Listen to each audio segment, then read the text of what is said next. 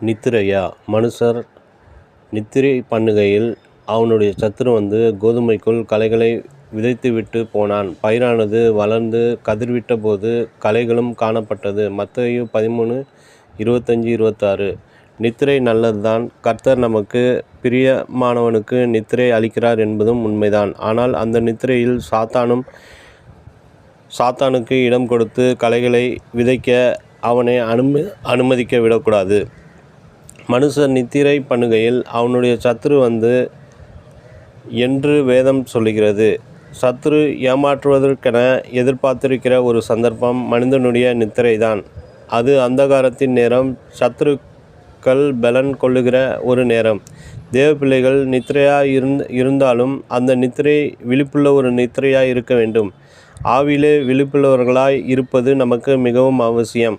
நான் நித்திரை பண்ணினேன், என் இருதயமோ விழித்திருந்தது என்று சூலமித்தியால் சொல்லுகிறாள். உன்னத பாட்டு 5:2.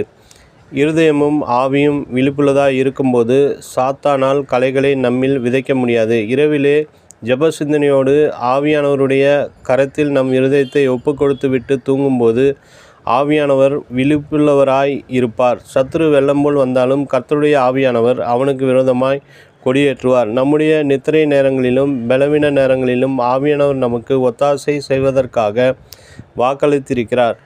வேதம் சொல்கிறது, அந்தப்படியே ஆவியானவரும் நமது பலவீனங்களில் நமக்கு உதவி செய்கிறார். நாம் ஏற்றபடி வேண்டிக் கொள்ள வேண்டியதின்னதென்று அறியாமல் இருக்கிறபடியால் ஆவியானவர் தாமே வாக்கு கடங்காத பெருமூச்சுகளோடு நமக்காக வேண்டுதல் செய்கிறார். ரோமர் 8:26. நாம் நித்திரை செய்தாலும் அதனுள்ளும் ஒரு விழிப்பு நமக்கு அவசியம். நித்திரை பண்ணும்போது கர்த்தருடைய வருகை இருக்கும் என்றால் அந்த எக்கால சத்தத்தை நம்முடைய காதுகள் கேட்கும்படி நமக்குள்ளே ஒரு விழிப்பு இருப்பது அவசியம் அல்லவா?